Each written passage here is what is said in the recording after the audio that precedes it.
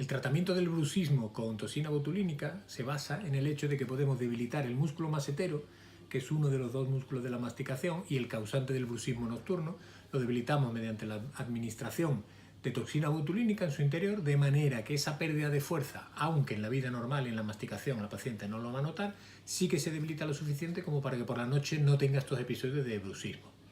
Además, a la larga puede producir un poquito de atrofia a nivel del músculo masetero que incluso estéticamente mejora a la paciente, evitando el abultamiento en la zona de este músculo hiperactivo.